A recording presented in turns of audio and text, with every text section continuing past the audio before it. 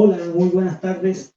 En nombre de Librería Bonilla le damos la bienvenida a esta presentación de Discurso de Iconografía Guadalupana en la Nueva España, de Margarita Fernández. Para la presentación de hoy contaremos con la presencia de la autora Margarita Fernández, de Iván Escamilla y de Tadeo Stein. Bienvenidos.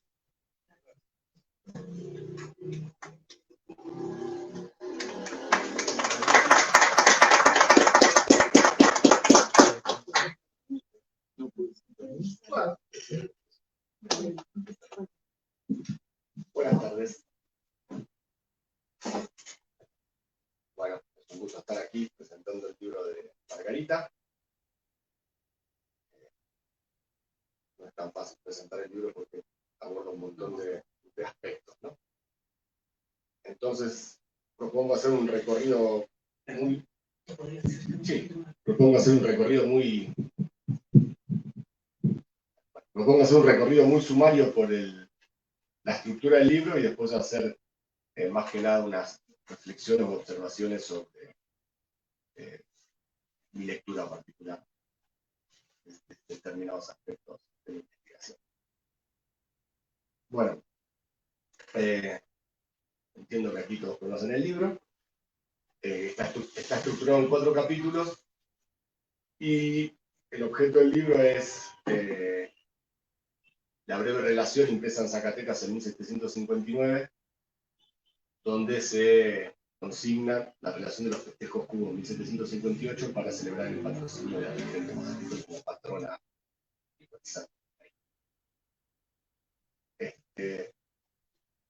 En el primer capítulo, Margarita toca un tema muy importante, y acá Iván seguramente va a detenerse más en esto,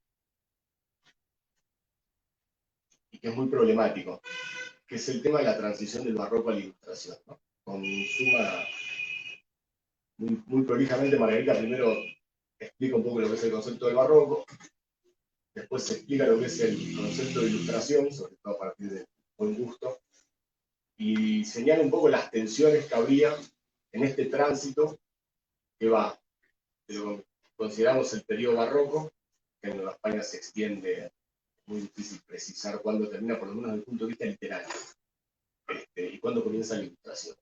Yo creo que se va a extender más que sabe más de la ilustración.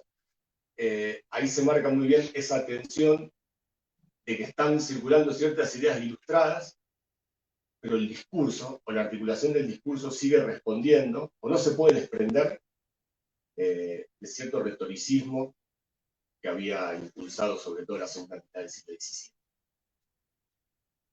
Eso por un lado, ¿no? Que después lo va a ejemplificar muy bien con el parecer de Joseph de Padilla, ¿verdad? Donde justamente se trata el problema de la lengua, ¿no? De la escritura, del estilo. Y no toma, al parecer, por lo que dice Margarita, Joseph Padilla no se define, no se queda claro. Lo cual también hablaría de esta tensión entre barroco e ilustración. Es un tema muy importante porque desde el punto de vista literario no es tan fácil delimitar dónde empieza uno y dónde termina otro, ¿no? Habría ciertos rasgos, por lo menos en la poesía, que nos indicarían un lenguaje más sencillo y más artificioso. El segundo punto que toca el capítulo 1 es la organización de la sociedad en jerarquía, ¿sí? Y ahí ya introduce un tema que va a desarrollar más ampliamente en el capítulo 3 o 4, no me acuerdo exactamente, que es la importancia de los criollos como grupo consolidado que disputa el poder, en algún sentido, porque también en Zacatecas son los dueños del poder económico, ¿no? A partir de Entonces, ¿qué pasa? En este primer capítulo nos va a hacer un panorama general de lo que está sucediendo en la sociedad municipal, ¿sí? También le dedica una parte muy importante a los gremios, ¿no? Cómo se articulaba la sociedad en gremios, que van a ser estos mismos gremios que después van a participar a lo largo de la fiesta, sobre todo con los carros alegóricos, que me encantó esa parte donde relacionas cada gremio y cómo cada gremio se representa simbólicamente en los carros alegóricos, ¿no? Lo que tú insistes con el gremio de los canteros que hacen un templo, ¿no? Bueno, ahí Margarita desarrolla muy bien, eso me pareció fantástico.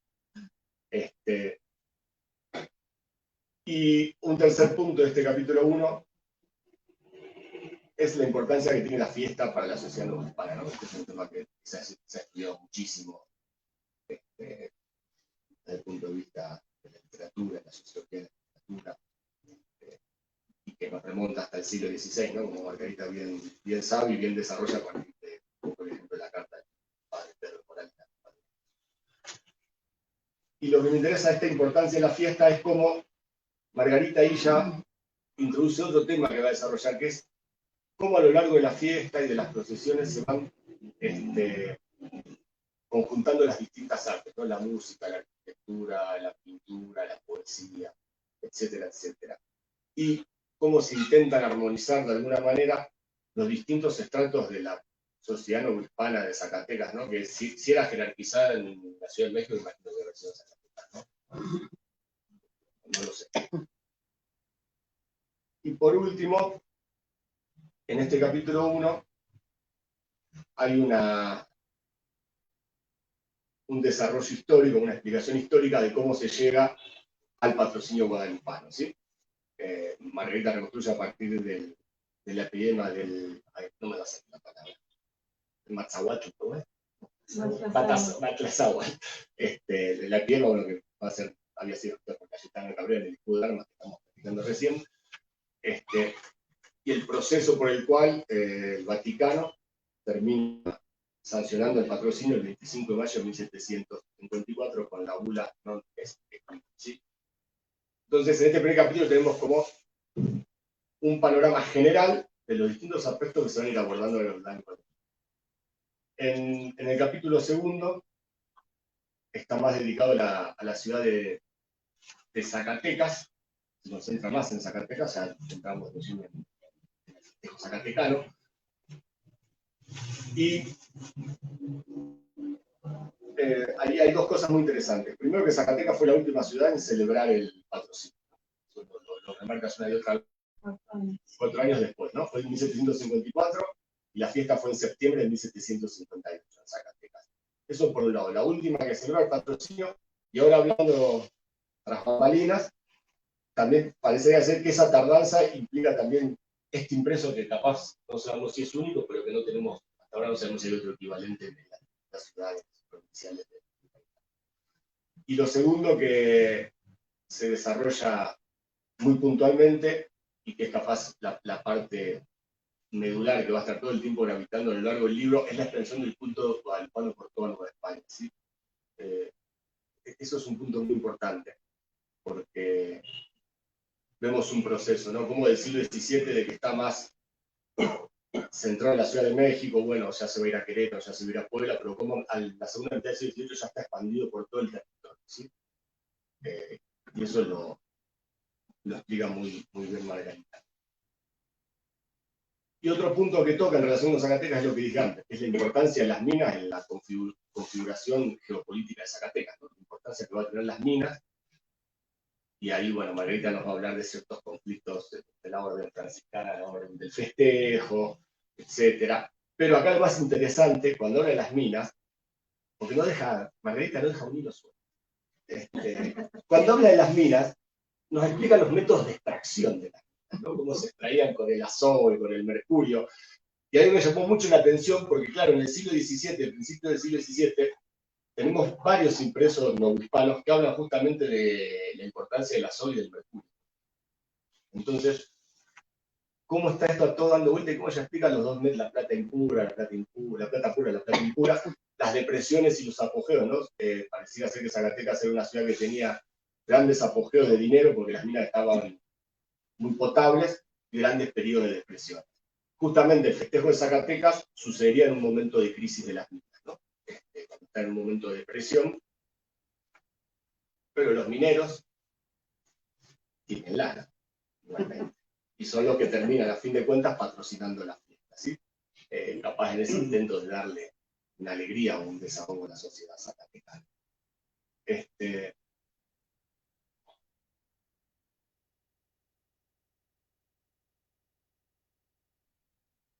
Y la mayor parte, bueno, la segunda mitad de lo que sería el capítulo segundo, Margarita analiza la dispositivo del impreso, ¿no? Todo explicando un poco cómo funcionaba la censura, las licencias, las aprobaciones, y se detiene puntualmente en cada una, y particularmente en el parecer de Joseph de Padilla, ¿no? Que marcaría estas tensiones entre un pensamiento ilustrado y un discurso, una escritura que tendería a ciertos artificios del barroco, muy matizados, ¿no?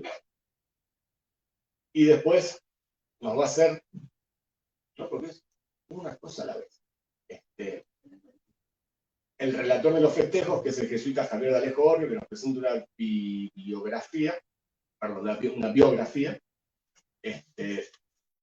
nos va contando la historia, cómo es su estilo, cómo describe las fiestas, etcétera, etcétera. Y ahí es cuando nos habla un poco de la controversia con los franciscanos de propaganda fiel, ¿no? Porque en Zacatecas había dos conventos, ¿no? Uno en la ciudad y uno en Extramur, que es magnífico, que es el de Guadalupe.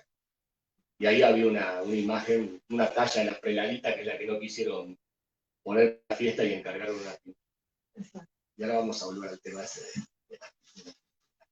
Bien, el capítulo 3, entonces, capítulo 1, una visión general, capítulo 2, el festejo en Zacatecas. El capítulo 3, bueno, el festejo en Zacatecas, la descripción del expreso, y el capítulo 3 se va a concentrar en los 6 sermones que se predicaron durante la octava o la primera octava de la fiesta, porque fueron 15 días. O sea, fue largo el festejo. Entonces, Margarita acá analiza puntualmente cada uno de los 6 sermones, no sin antes explicar la función que tenían los sermones bueno, tenemos una cantidad impresionante de sermones impresos entre los siglos XVII y XV. Y bueno, como los sermones, además de la prédica y de tener una función para instruir en la religión, también daba cuenta de las situaciones del momento, ¿no? También una función de sociabilidad. ¿Sí? Y lo que señala Margarita es, lo que ella ve, y esto también es muy interesante, es lo que podríamos llamar el tiempo de la lectura y el tiempo de la imprenta, ¿no? O el tiempo de la lectura no sería. El tiempo de pronunciar el sermón y el tiempo de imprimirlo, ¿no? Son dos tiempos distintos, ¿no? El orador expresa su sermón y cuando lo va a pasar al imprento, se lo piden para la imprenta, le agrega cosas. Y lo que detecta Margarita ahí es cómo los 6 sermones van dibujando una suerte de intertextualidad entre cada uno de ellos, ¿sí? Como si hubiese una circularidad o una diacronía entre los sermones que nos permite leer de forma simultánea, no de forma lineal como sucedía. Eso me gustó. Bueno, y enfatiza un poco el barroquismo en los sermones, pero traza ciertas diferencias con los sermones del siglo XVII. Para quien esté familiarizado con los sermones del siglo XVII, algunos son pesadísimos, ¿sí? Realmente la sintaxis y las alusiones son complicadas.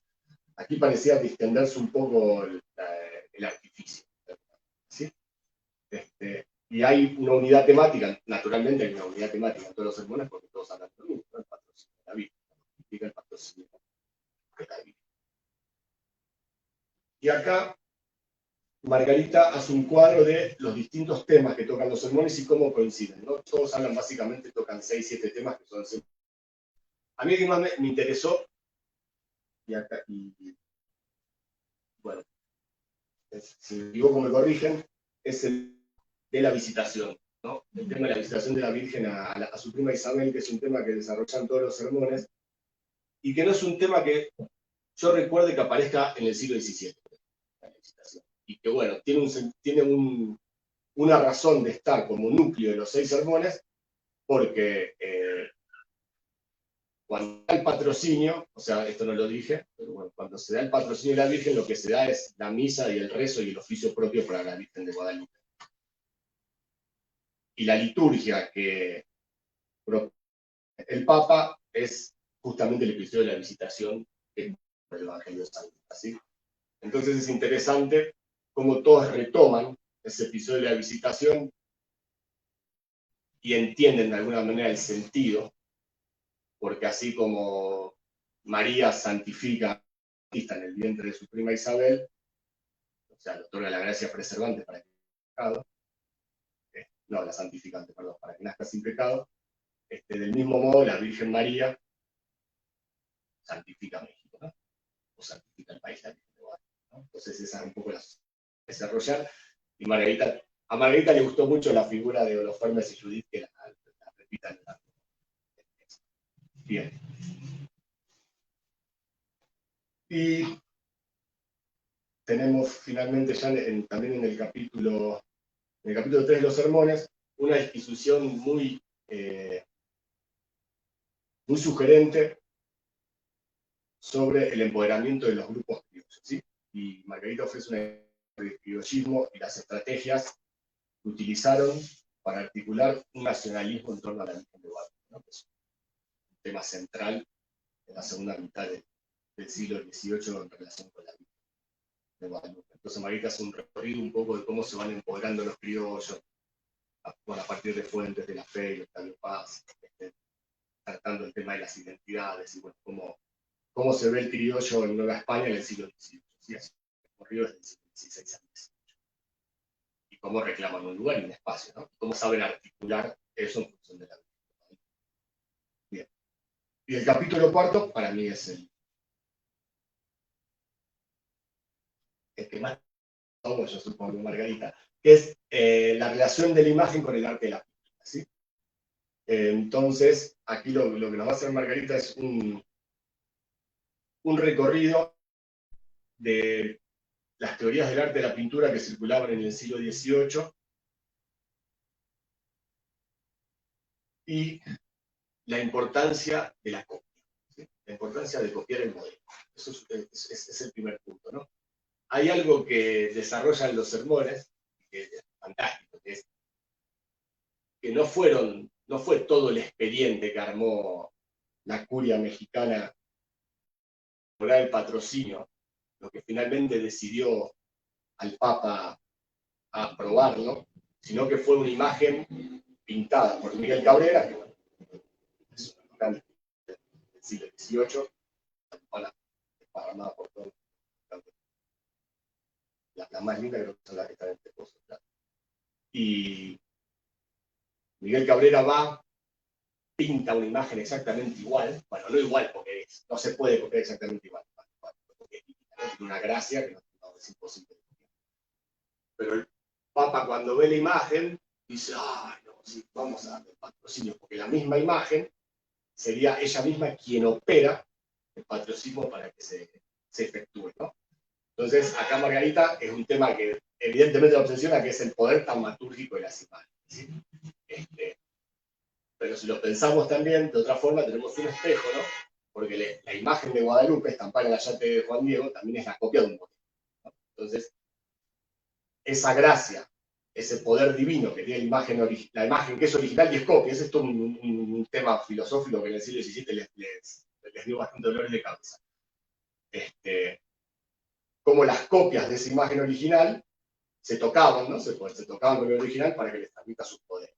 Entonces, los oradores imaginan que fue esa copia de Miguel Cabrera la que decidió al Papa a darles el patrocinio. Y acá Margarita toca un texto que es, bueno, muy importante para el arte de la pintura y para Guadalupe, que es la maravilla americana de Miguel Cabrera, ¿no? El libro que estamos platicando, donde él, acá toca un tema de sociología de la pintura, Margarita, de cómo en ese libro de Miguel Cabrera no solo se hace una defensa de la Virgen de Guadalupe, ¿no? Ya desde el siglo XVII había todo un debate, que en verdad conocemos el debate, uno conoce la otra parte, pero no tenemos documentación, de que en verdad había mucha gente que miraba y decía, no, que va a ser divina si está toda mal pintada, ¿no? O sea, tenemos testimonios de Miguel Sánchez de eso. Y tenemos todos los intentos del siglo XVII por justificar que la imagen es divina porque es perfecta. Es lo que hace a partir de toda la teoría de la pintura, Miguel Cabrera en La Maravilla Americana.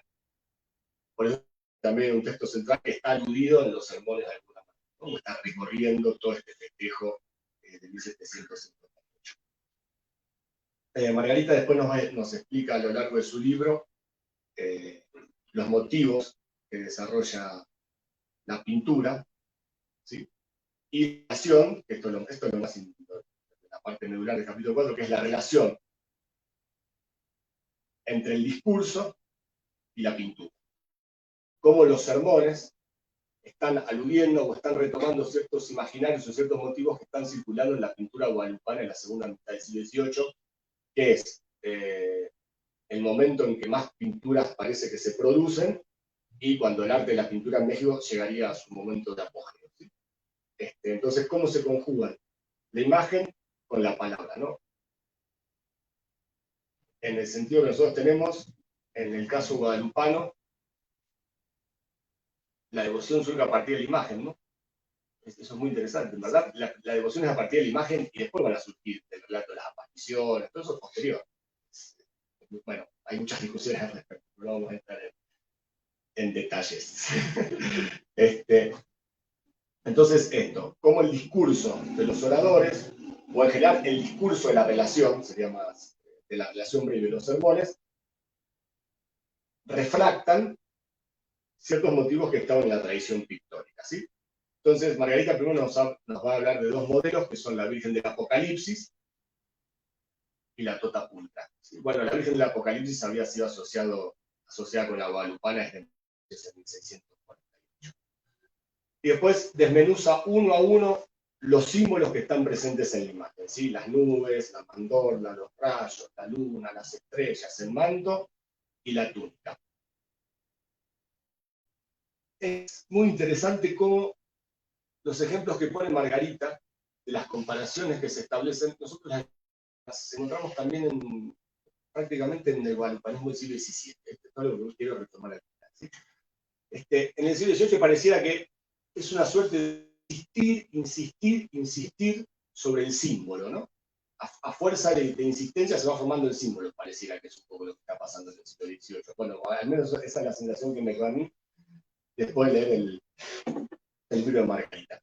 Bueno, después Margarita, después de explicar la relación que hay entre las nubes, la mandorla, los rayos, los símbolos de la imagen, con la pintura va a pasar a otros temas, como es el tema de la copia fiel, que hablábamos antes, acá por Cabrera, y un tema que, digamos, surca el guadalupanismo de inicio a fin, que es el tema, ¿no? La tilma portentosa, esta pintura estampada en una tela brusca, burda, que no tiene aparejo, y bueno, entonces, como esta tilma es un portento en sí mismo porque mantiene viva una imagen, ¿no? Que según el arte de la pintura tendría que haber desaparecido hace muchísimos años, lo decían en 1766.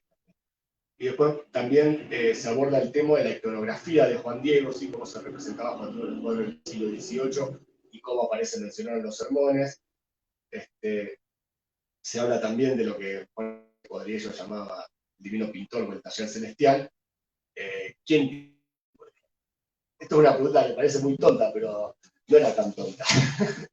¿Quién la pintó? ¿Se pintó ella? ¿La pintaron los ángeles? ¿La pintó Dios? ¿La pintaron las flores? ¿Quién pintó la imagen? ¿No? No hay una respuesta para eso. El arte de la pintura sí se inclinó, pareciera ser, por el divino artista, ¿sí? Pero en el siglo XVII es muy ambiguo. Dicen, para mí la pintó o Dios o la Virgen, o Dios, la Virgen o el ángel, dicen. Y bueno, sí, son las tres opciones, ¿no? O las mismas flores. Entonces, bueno, cómo eso también está presente en los sermones. ¿Quién pintó a la Virgen? Y después la relación que hay en toda la pintura del siglo XVII, donde se enfatizan el tema de las flores y el tema de la tilma, ¿no? La tilma como una vestimenta propiamente indígena, y las flores como algo nacido propiamente en el territorio hispano, ¿sí? Las flores y la tilma como símbolos de la Nueva España. Cómo se va articulando eso durante el XVII y el XVIII hasta convertirse en el gran símbolo de identidad mexicana, ¿no? De alguna manera. Entonces, podríamos decir que el capítulo 4 habla del desarrollo de los motivos guadalupanos y su articulación en el discurso, ¿sí? Bueno, hay un montón de cosas más, porque Margarita explica todo. Esto ya lo dije, ella no deja nada suelto, ¿sí? Creo que es una investigación que abre bastantes panoramas para entender este desarrollo del culto, ¿sí? Porque a veces estamos concentrados en estudios muy específicos o muy panorámicos, ¿no? Y acá como estamos en el punto medio. A mí lo que quiero repetir es cómo estos símbolos que aparecen en el siglo XVIII están vigentes desde el siglo XVII, cómo las imágenes se repiten, las comparaciones son las mismas, Yo diría que lo que más, la mayor innovación que veo es el tema de la visitación, por ejemplo, ¿no? Que es, no lo tengo tan- Nosotros lo podemos encontrar todos, como los criollos, a fuerza de, parecía como que el símbolo identitario, en todo el grupo criollo, que puede desembocar en la independencia, el Grito de Dolores, como a fuerza de insistir, se va formando el símbolo, ¿sí? El símbolo no nace de una vez para siempre, se va construyendo. Y eso es un poco lo que me deja la lectura del grupo. Muchas gracias.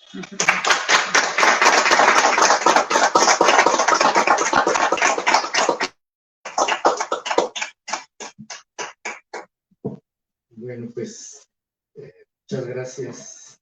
Quiero empezar, por supuesto, saludando a todos los presentes, buenas tardes, y agradeciendo naturalmente a Margarita la invitación para participar en la presentación de su libro, y pues naturalmente hay que felicitarla por nada le hace más ilusión a un autor que poder su libro ahí plasmado, ya convertido en tinta y papel en las manos de todos, ¿no? Porque Margarita se debe sentir muy naturalmente contenta por este acontecimiento. Y bueno, pues yo me siento muy contento de que me hayan invitado a participar en esta presentación, pues, porque como investigador, pues efectivamente, uno de mis temas, igual que el doctor Stein, ¿no? El guadalupanismo es también uno de mis temas favoritos de investigación, ¿no? Y específicamente el siglo XVIII. Entonces, realmente ha sido una experiencia sumamente interesante el poder leer el libro de Margarita, Discurso de Iconografía Guadalupanas en la Nueva España, ¿no? Un texto que nos abre una puerta a un momento muy particular de la historia novohispana, ¿no? Que es el promediar del siglo XVIII, ¿no? Porque cuando hablamos del siglo XVIII novohispano, mucha gente piensa en reformas borbónicas y piensa en Carlos III y la expulsión de los jesuitas. En rigor están pensando en los últimos 40 años del siglo XVIII, ¿no? Y en realidad lo que nos muestra un acontecimiento como estos grandes festejos guadalupanos en Zacatecas en 1758, que Margarita estudió pormenorizadamente, pues lo que nos muestra en realidad es que esta es una Nueva España que para el momento en que llegó Carlos III llevaba ya un largo camino de transformación, de crecimiento, ¿no? Y de definición cultural, ¿no? Que esto es muy importante, ¿no? También que solemos pensar, ¿no? Que Nueva España está a la saga, ¿no? Una especie de retaguardia cultural, ¿no? En el último vagón de un tren de la civilización. Con eso de que Alfonso Reyes nos decía que siempre llegábamos tarde al banquete de la civilización, se lo creímos, ¿verdad? Y pues no pudo haber un error más grande. Entonces, no, como investigadores, como el público, ¿no? Como lectores, nos cerramos la puerta a conocer un universo entero de nombres, de libros, de autores, que fue conformándose en la Nueva España de los siglos XVII y XVIII, y que, desde mi punto de vista particular, en los años finales del siglo XVII y luego en el curso del siglo XVIII, da ocasión a un momento muy importante, yo diría, de eclosión cultural.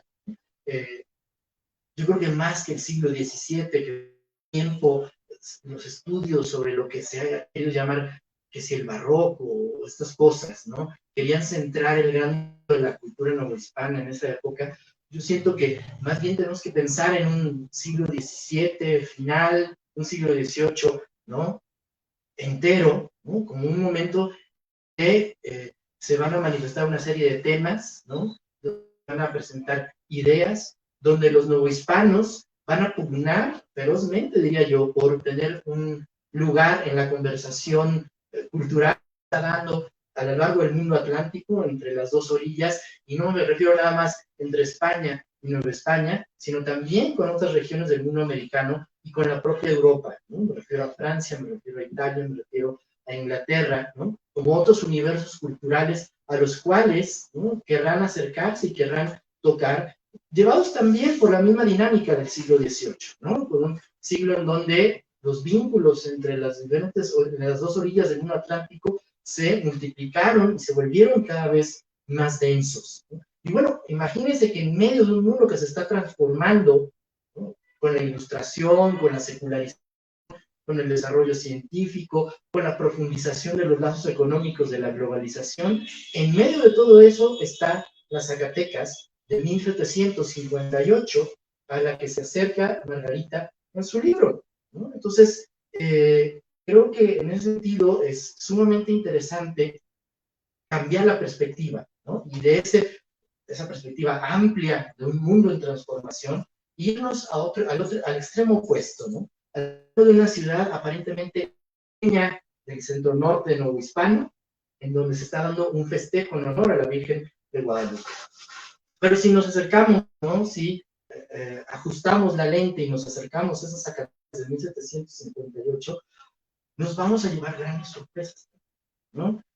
Margarita, por supuesto, ha descrito de manera sumamente detallada en su texto, pues cómo esa ciudad su riqueza, ¿no? Cómo surgió una sociedad, ¿no?, lo que era una sociedad de frontera, una sociedad minera, se fue consolidando, fue construyendo una sociedad más densa, ¿no?, y fue, sobre todo, profundizando en su propia versión de la sociedad jerárquica y corporativa nuevo hispana. Pero además, yo quisiera agregar en este caso, creo que no está de más, creo que es bastante pertinente decir que esas Zacatecas de mediados del siglo XVIII distaba de ser marginal, ¿no? Porque, para empezar, tenía una serie de relaciones muy intensas con otras regiones de Nueva España, por supuesto con su propio ámbito, el centro norte, ¿no? Pensemos a Zacatecas como centro, ¿no?, como núcleo o nodo donde convergen estructuras productivas relacionadas no solo con la minería, sino también con la agricultura, con la ganadería, sino que además ese pequeño sistema, o más grande, porque estamos hablando de grandes extensiones norteñas, se vincula con la Ciudad de México, abastece de carne a la Ciudad de México, y un buen tiempo va a ser uno de los principales centros productores de metales preciosos, de plata, y como tal va a ser una de las fuentes principales de abastecimiento de los circuitos productores de plata, que a su vez sostenían a los poderes fácticos, económicos y sociales de la capital del virreinato, de la propia Ciudad de México, quienes sostenían las estructuras económicas monopolistas de la Nueva España de la primera mitad del siglo XVIII. Muchos de ellos habían hecho sus fortunas en parte en Zacatecas o estaban vinculados con negociantes de la bonanza de Zacatecas, especialmente esa bonanza que hacia 1670 aproximadamente. Como bien nos dice Margarita, Zacatecas del 58 estaba en crisis, pero eso no nos puede hacer olvidar que entre 1670 y 1720 aproximadamente, Zacatecas había experimentado un crecimiento y había sobre todo sostenido a estas riquezas, a estas fortunas principales de Nueva España. El propio templo guadalupano, ¿no?, que aparece en los cuadros 18, en las pequeñas escenas donde se ven estas vistas del santuario de Guadalupe, se había reconstruido gracias a los dineros aportados por un mercader peninsular que estaba vinculado con el grupo que había forjado su fortuna con la plata de Zacatecas, ¿no? Lo cual nos hace pensar, bueno, no solamente a criollos, o sea, la grandeza de Guadalupe fue una empresa un poquito más amplia en ese sentido social. Pero entonces, esa Zacatecas, pues, había crecido y había hecho sus aportes al crecimiento de la propia Nueva España, y no solo en el sentido material, sino también en el sentido cultural, ¿no? El hecho de que, por ejemplo, Zacatecas hubiera dado a Nueva España un personaje, unos pocos, justamente en 1668 nace en Zacatecas Juan Ignacio de Ursúa, editor de Socorna, ¿no?, fundador del primer periódico nuevo hispano, La Gaceta de México, en 1722, ¿no? Luego los propios, los zacatecanos, después de Castorena, no van a dejar de hacerse presentes en la República Letrada Novohispana, ¿no? José de Rivera Bernardes, que publica esta interesantísima descripción de Zacatecas y que tiene como mecenas, ¿no?, a personajes de la Ciudad de México. Es decir, Zacatecas tiene una vida letrada propia, ¿no?, del cual esta colección de sermones que forman el grueso del impreso que ha estudiado Margarita, pues nos ofrecen un atisbo, ¿no? Es interesante porque eso nos muestra que durante la primera mitad del siglo XVIII, ¿no? El propio desarrollo de la imprenta, por ejemplo, hasta es muy indicativo en ese sentido. La vida literaria novohispana está gradualmente empezando a expandirse y a generar nuevos centros de producción intelectual, que ya no son solamente la Ciudad de México y Puebla, como había sido tradicionalmente desde finales del siglo XVI y durante todo el siglo XVII, sino que hay, ¿no?, nuevos centros letrados, nuevas pequeñas repúblicas letradas que están surgiendo en los lugares donde esto es propicio, ¿no?, como puede ser Zacatecas precisamente en la primera mitad del siglo XVIII, y esto no va a cesar, ¿no? La vida literaria novohispana se va a enriquecer mucho con los aportes de estos autores, escritores, predicadores, cronistas que vienen de estos otros centros regionales, ¿no?, que se están fortaleciendo a lo largo del siglo XVIII. Esa Zacatecas que era entonces muy consciente de su aporte al crecimiento del reino de Nueva España y que por ende, por supuesto, se siente un tanto impotente ante este periodo de escasez que está experimentando, justo en el momento en el que el resto de Nueva España tiran la casa por la ventana para celebrar el patronato guadalupano. Los zacatecanos se sienten atados de manos y sin embargo, esas escaseces no van a cejar en la idea de su propia celebración. Y una celebración que marcadamente se destaca por este impreso, ¿no?, tan interesante que ha estudiado Margarita, ¿no? Ella lo describe con muchísimo detalle, ¿no? Uno de los apéndices de su libro pues es un estudio muy, muy, muy meticuloso, describiéndonos cómo está como objeto de imprenta, ¿no? También como objeto de imprenta es muy interesante este libro, ¿no? Y cómo pues se suceden una enorme cantidad de textos, ¿no?, para reunir la relación del festejo, primero la dedicatoria, los pareceres, esto que ya nos ha resumido el doctor Stein, ¿no? Es un texto muy amplio, ¿no?, muy, muy grande. Y justo estábamos antes de empezar la presentación, a mí me da la impresión de que no hubo estos festejos que se dan en los años 50 del 18 con motivo de la confirmación pontificia del patronato guadalupano en Nueva España, no nos da la impresión de que hubiera habido otra ciudad novohispana que hubiera hecho un esfuerzo semejante en términos de costear, ¿no?, un libro que reuniese, ¿no?, tantas piezas oratorias, ¿no?, relación de festejos, todo el aparato poético que se desarrolla para esta celebración, ¿no? Es decir, es un producto notable dentro del conjunto de impresos que salieron a la luz, resultado de los festejos que muchas ciudades novohispanas hicieron, motivo de esa confirmación del patronato guadalupano. El libro zacatecano se destaca de manera muy, muy especial, ¿no? Creo que pues Margarita se da cuenta muy bien de eso en el libro, ¿no? Y por eso pues sintió la necesidad de explicarnos pues, todo, como ya dijo el doctor Stein, ¿no?, de explicarnos todo, de poner el libro en las Zacatecas del siglo XVIII y de explicarnos pues cuál es el sentido de esa celebración, qué caminos retóricos siguieron los predicadores que participaron en esos festejos, ¿no? Y otros aspectos discursivos que ella encuentra como rasgos comunes presentes en esos sermones, en la propia relación del festejo que los acompaña, que es, por ejemplo, ideas como ¿no?, como un objeto milagroso cuyas propiedades, ¿no?, se pueden cubrir y proteger a todo el reino de Nueva España, ¿no?, como jeroglífico explica también el devenir histórico del reino, ¿no?, como artificio pictórico que contiene a su vez una serie de mensajes muy interesantes, muy, muy, muy especiales, cifrados en sí.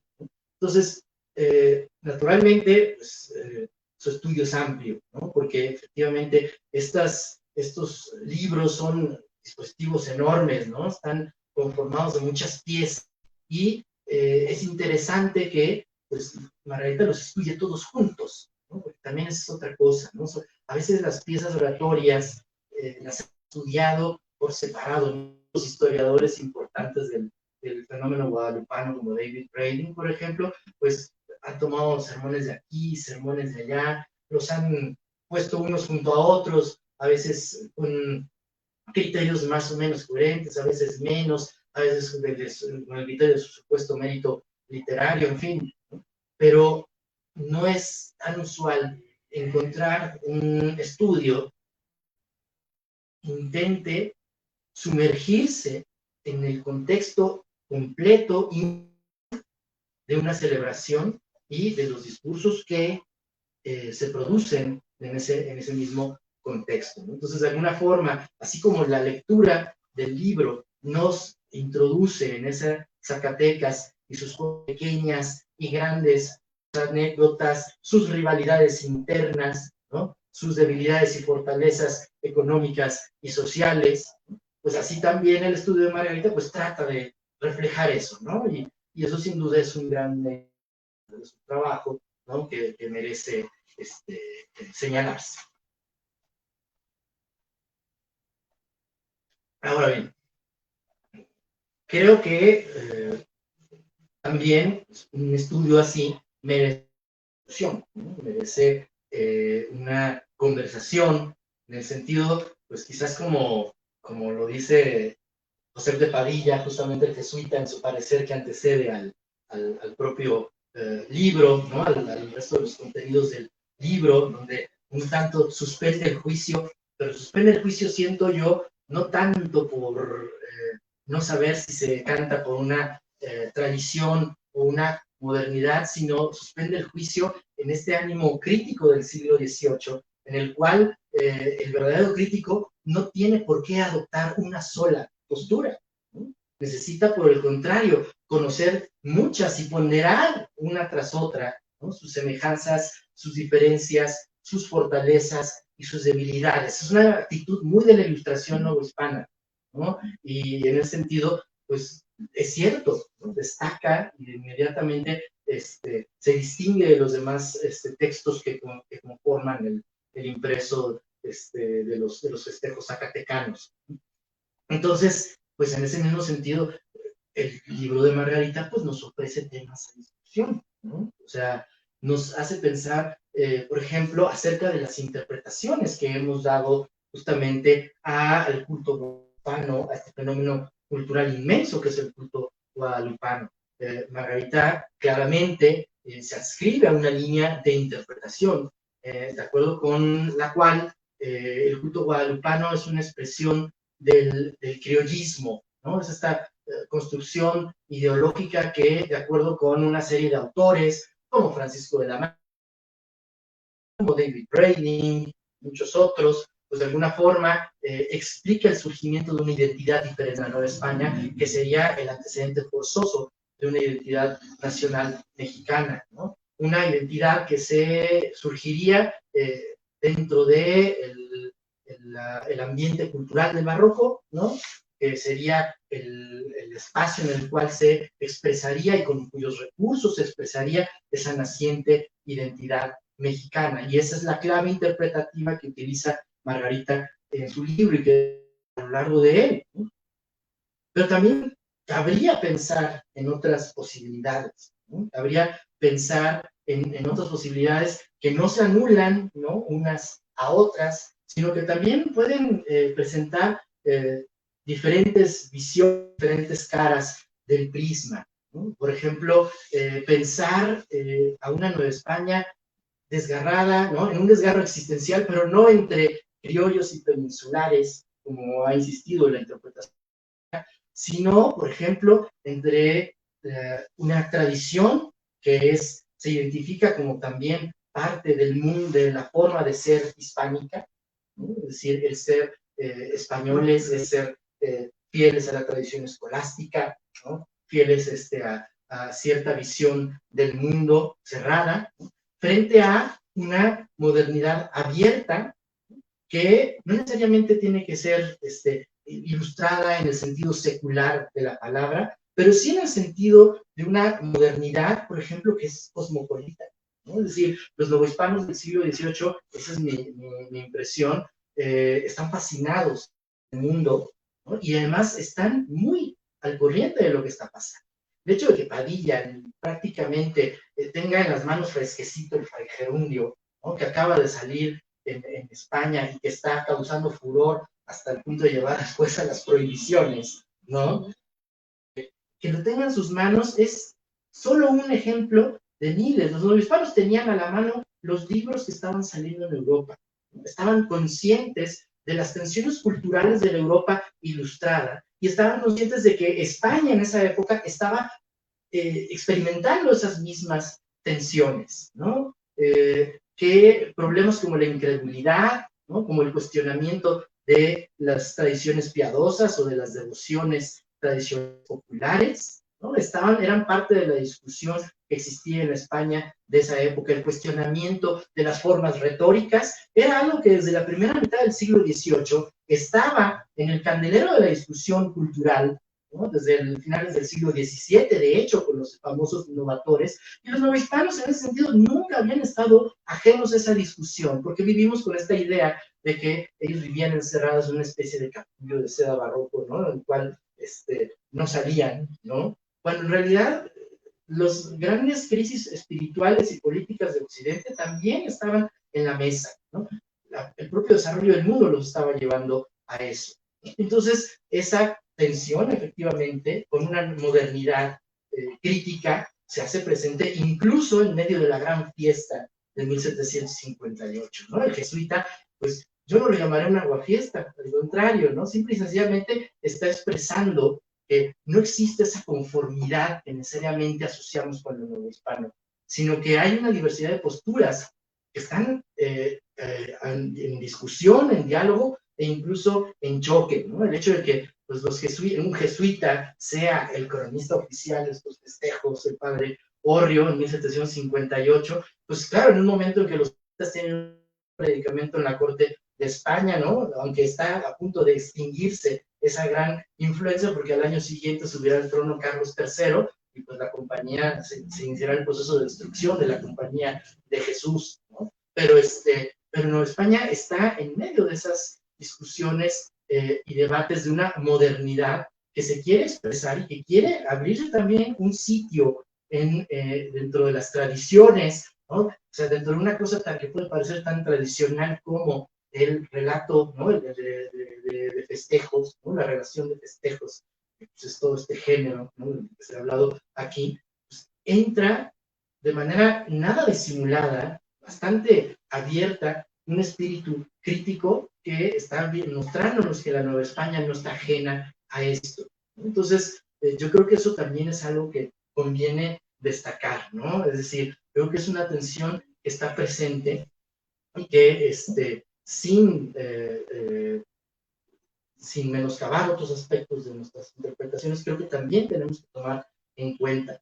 O, por ejemplo, hay otros aspectos que sí, claro que son muy tradicionales, definitivamente, eso no lo podemos negar. El doctor Stein ya lo ha dicho, ¿no? Las imágenes que usan los predicadores, ¿no? Las expresiones, ¿no? Los temas que tocan, salvo alguna novedad, ¿no? Como lo de Santa Isabel, pues la visita de Santa Isabel a su prima, pues realmente parecen ser los tradicionales, ¿no? E incluso dentro de los temas tradicionales hay cosas que creo que vale mucho la pena destacar, ¿no? Margarita por ahí se refiere al tema de la Virgen de Guadalupe como conquistadora, ¿no? Eso es bien, ¿no? Eso es bien interesante, porque efectivamente se vincula a la Virgen con la fundación de Zacatecas, ¿no? Es decir, la Virgen de Guadalupe fue la conquistadora de la Nueva España, cosa que es muy interesante porque también pues, asociamos a la Virgen con el padre Hidalgo de la Independencia, ¿no? Pero discursivamente la Virgen de Guadalupe también fue llamada conquistadora de la Nueva España. Se le representó por predicadores durante el siglo XVII y XVIII, y pues claramente los de Zacatecas no son excepción. Como le llamaban, la aliada en la guerra, ¿no? La socia belli, la aliada de Cortés y su ejército para conquistar a la Nueva España, ¿no? Entonces la Virgen Conquistadora fue un tema que desde Sánchez estaba ya presente en la retórica guadalupana, ¿no? Entonces, los predicadores zacatecanos claramente comparten, ¿no? Si hablamos de intertextualidades, como muy bien lo decía el doctor Stein, ¿no? Pues entonces hablemos también de esas intertextualidades entre los sermones que se producen por estas pequeñas repúblicas literarias locales, como la Zacatecana, y los que se producen en otras, como puede ser la de México, como puede ser la de Valladolid, ¿no? En donde los préstamos retóricos, pero también temáticos, pero al mismo tiempo también los reclamos y necesidades de las identidades locales, están muy presentes. Entonces, yo creo que eso también es algo que surge de esta lectura, ¿no? Que nos ofrece Margarita del texto. Y para terminar, para no alargarme demasiado, pues referirme también a esto que, como bien dijo el doctor Stein, pues claramente Margarita disfrutó mucho escribiendo sobre la pintura, ¿no? Y sobre su presencia en los discursos, ¿no? Bueno, los pintores novohispanos son otro ejemplo de estos grupos que son una cultura letrada, ¿no? También es que estamos como que muy hechos a este monopolio, creo yo, de la discursividad, ¿no? Pues, como, claro, son los letrados formados en los colegios y las universidades, ¿no? Son los que de alguna forma controlan hasta cierto punto, pues, la producción de la imprenta, ¿no? Es decir, una imprenta pequeña como la Novohispana, pues, cuando no está imprimiendo cartas poder o novenitas o tesis, ¿no? Está imprimiendo sermones de los letrados criollos que están construyendo sus carreras dentro de la burocracia secular y eclesiástica del Imperio Español. Y entonces ellos ejercen un monopolio discursivo y se nos olvida luego que existen otras culturas letradas, ¿no? Ahí es donde yo soy, por ejemplo, crítico de esta idea de los criollos como estos intérpretes que están en medio de lo español y de lo indígena, ¿no? Yo, por ejemplo, pues, y eso surge de tu propio trabajo, ¿no, Margarita? O sea, estarás de acuerdo, donde pues hay otras culturas letradas que no necesariamente se expresan a través de la imprenta, pero sí a través del manuscrito, pero sí a través de diferentes prácticas culturales y educativas, y los pintores son un ejemplo de ello. Los pintores de la Ciudad de México había existido dentro de ellos una élite culta claramente desde el siglo XVII, ¿no? O sea, yo creo que desde antes ellos tenían sin duda el conocimiento de la teoría pictórica italiana, ¿no? Y lo mismo de los desarrollos teóricos franceses del siglo, ¿no? De la teoría pictórica italiana desde el Renacimiento y de la teoría francesa del siglo XVII, y pues pintores como Ibarra, es decir, todos los que forman parte de las inspecciones de la Virgen de Guadalupe entre 1751 y 52, pues son gente que viene ya de una tradición, ya no digamos letrada, sino inclusive académica. Esto es lo más importante, ¿no? Una tradición académica bien formada, ¿no? Que tiene un discurso propio, que tiene una conciencia social asociada a esa cultura letrada, que eso es lo fascinante, capaz de producir, ¿no? Un texto como La Maravilla Americana, que tiene esta proyección que tú nos muestras tan clara, evidente, sobre toda la sermonística hasta que se presenta en los púlpitos zacatecanos en 1758. Entonces, yo creo que ahí también, ¿no? Tenemos que darles más juego a los pintores novohispanos, ¿no? Reconocer que ellos no están ajenos, ni mucho menos, a discusiones letradas, cultas, importantísimas que existen en Europa y que no son solamente las discusiones filosóficas o literarias, ¿no? Sino las que se están dando en torno a las artes, las ciencias y los saberes prácticos, ¿no? Y si esa diversificación y esa diversidad de diálogos y de actores no es ilustración, entonces yo no sé qué es ilustración, ¿no? Por eso es que yo siempre defiendo que no nos tenemos que esperar al final del siglo XVIII o a la Revolución Francesa o a la independencia de Estados Unidos para hablar de una ilustración novohispana, cuando es algo que se ha estado construyendo a lo largo de décadas y que, ¿no? Una especie de ventana como la que nos presenta Margarita al abrir, ¿no? Esa puerta a 1758, pues nos enseña con claridad, ¿no? Que la Nueva España es muy otra de la que muchas veces nos hemos querido creer o nos han hecho querer, nos han querido que creamos, ¿no? Y entonces en ese sentido, pues no puede uno sino agradecer que un trabajo como el que estamos presentando hoy, pues nos ofrezca tantos, pero tantos elementos, ¿no?, para pensar, para discutir y para renovar nuestro pensamiento. Por todo lo cual, pues yo no puedo más que de nuevo agradecerle a Margarita la oportunidad de haberla leído, ¿no? Y a ustedes la gentileza de haberme escuchado. Muchas gracias.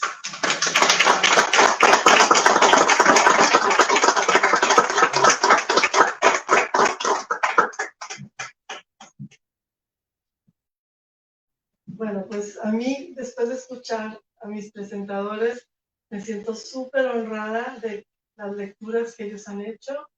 Son verdaderas autoridades y agradezco mucho a Tadeo su aportación y a Iván, porque es una visión muy cercana a la que yo tenía de este libro que hice, pero me encanta ver que personas tan adentradas en el campo de la historia estén también viendo todas estas puertas que se abren a estudiar la época del siglo XVIII en Nueva España.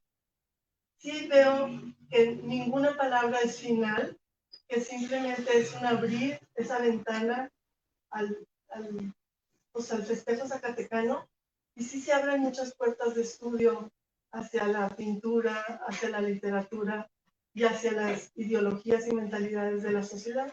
Entonces me da mucho gusto. Quiero agradecer también mucho a Juan Bonilla y a la editorial Bonilla por la producción de este libro. Gracias a él y a todo el equipo editorial está el libro ya publicado, y creo que pues me da mucho gusto estar aquí presente también.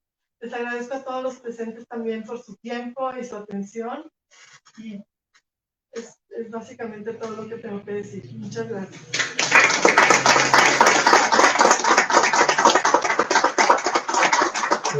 Aprovechando la oportunidad que tenemos aquí a Margarita Fernández, a Tadeo Stendia y a Iván Escapilla, si alguna persona quiere hacer algún comentario, alguna consulta, pregunta, en ese momento es limitado.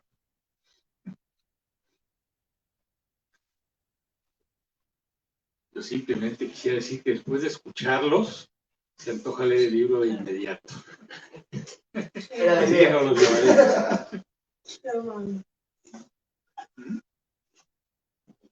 Sí, buenas noches. Yo quisiera agradecer a los dos presentadores. La verdad, yo soy bastante ignorante en este tema y me han abierto muchas puertas, ventanas, recovecos, como para iniciar una investigación profunda en este tema, pero también me han dejado, bueno, muchas preguntas. No conozco el libro, no lo he leído, sin duda lo leeré. Una pregunta bastante tonta para perdón el nombre. Tadeo. Es evidente que tienes un acento argentino, creo. ¿Y qué fue lo que te motivó, lo que te llevó a adentrarte tan profundamente en este fenómeno, como lo llamó el otro presentador? Esa la respondo en otra ocasión. Bueno, el destino. El destino. Todos tenemos una historia que contar, pero si la quieres contar en otra ocasión, está bien. Y también Tadeo, sí, me dejó una inquietud. Sí. Cuando hablaste de la parte que más le gusta a Margarita, que es la relacionada con la imagen, hace muy pocos días escuché de boca de una amiga precisamente algo relacionado: santo que no se ve, santo que no se adora.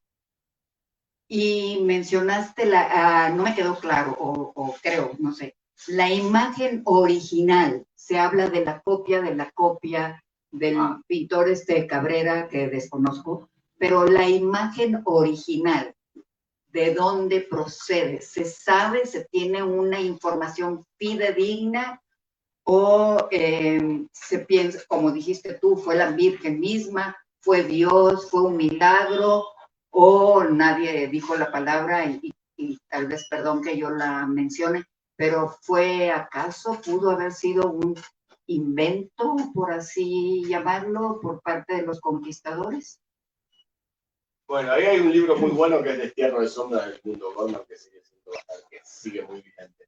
Es una pregunta muy delicada que me haces, porque Yo lo sé, perdón. Ahí básicamente la interpretación se divide entre lo que se llama los aparicionistas y los antiaparicionistas. Okay, ¿no? O sea, si nos vamos por la versión aparicionista, sí. La Virgen, la Sí, imagen, sí, sí. como explica Margarita, es una imagen aqueropita, no pintada por manos humanas. No pintada por manos humanas. La versión aparicionista sostiene que la imagen apareció dibujada en la tilma de Juan Diego a través de las flores y que no hubo intervención de una mano humana para pintarla. Del mismo modo que se estampó el rostro de Cristo en el estuario de la Verónica, por ejemplo, sí, ¿no? Sí. La tradición aparicionista sostiene eso a partir de el relato de las apariciones, que es un relato tardío, ¿sí? O sea, la versión más temprana que conocemos es de 1585, eso sí está muy documentado. O sea, 50 años después de lo que se dio, una versión primitiva, se la conoce. El relato como tal ya es del siglo XVII, bastantes años después, el que cuenta toda esa historia, ¿sí?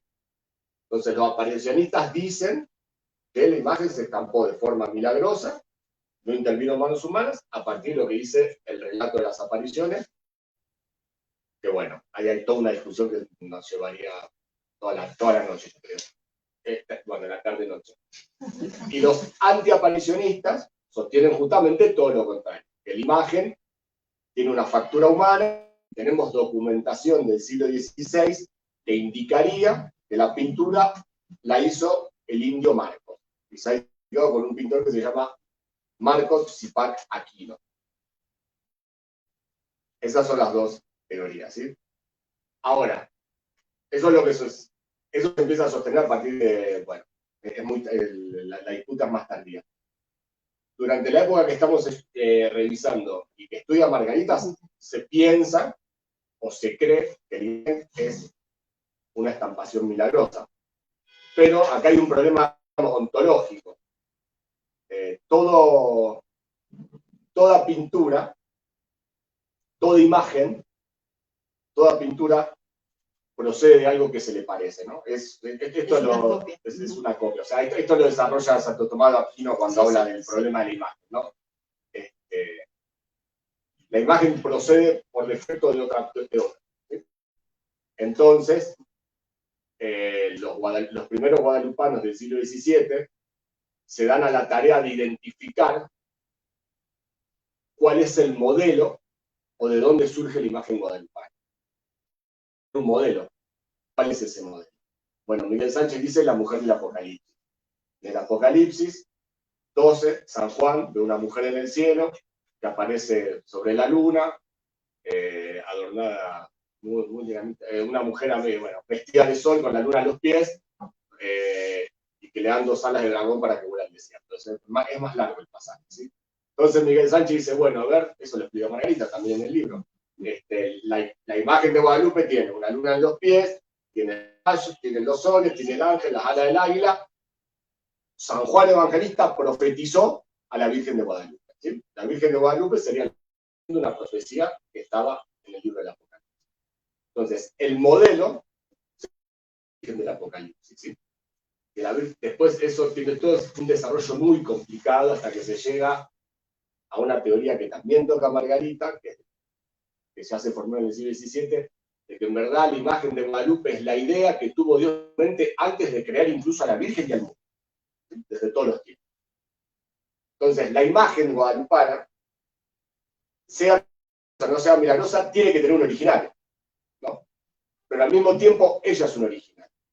Ella procede de una copia y al mismo tiempo ella es un original. Lo que copian los pintores es original, ¿sí? No sé si me explico. Es un poco complicado el tema. Pero...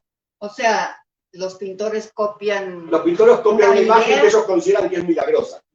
¿Sí? ¿Copian una idea?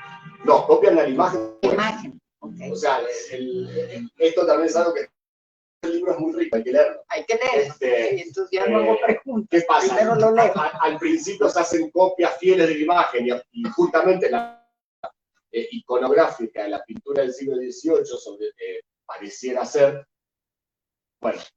no, reside en la cantidad de elementos que se le empiezan a agregar a la Virgen de Guadalupe. Ya no consiste solamente en copiar el lienzo fiel, sino que ya va a aparecer imagen de Guadalupe rodeada por Europa, rodeada por América, un águila que sostiene un nopal, bueno, el águila, el nopal, está el nopal, está el águila, y el águila sostiene la imagen de Guadalupe. Entonces se empieza a crear toda una iconografía con una serie de símbolos alrededor de la imagen. ¿Sí?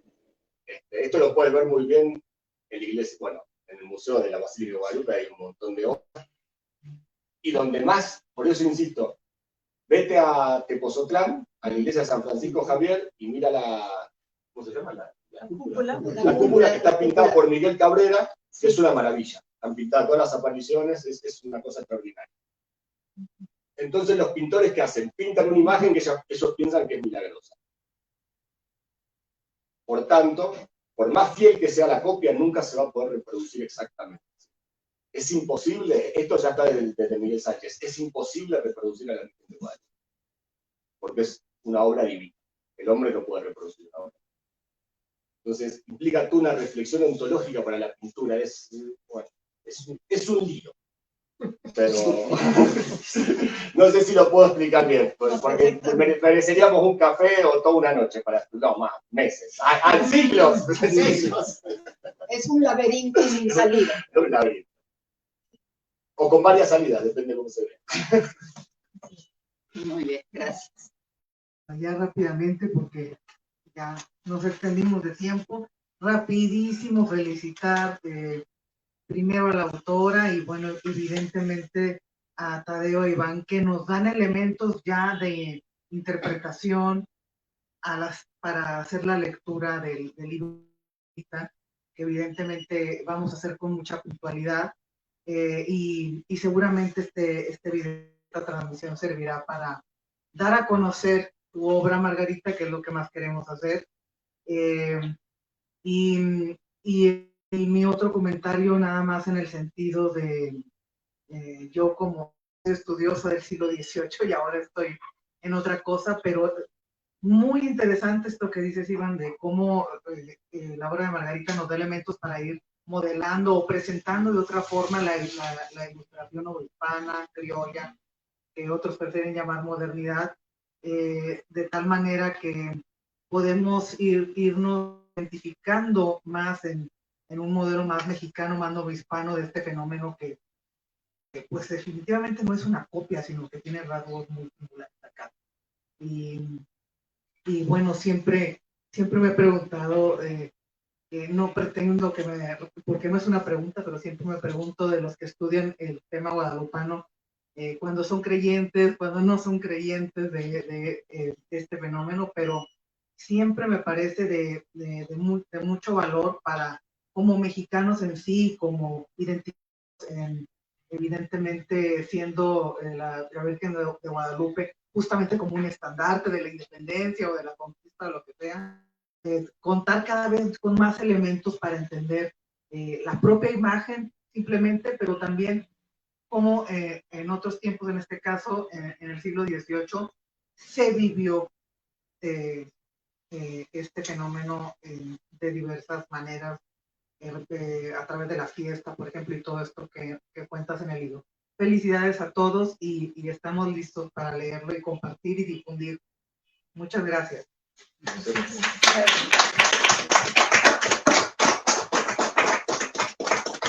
Bueno, en nombre de la librería Bonilla, queremos agradecer a María Fernández, a Iván Escamilla y a Tadeo Stein por esta presentación de discurso y iconografía guadalupana en la Nueva España.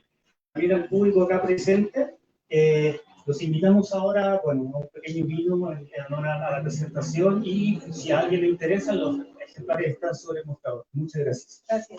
Gracias.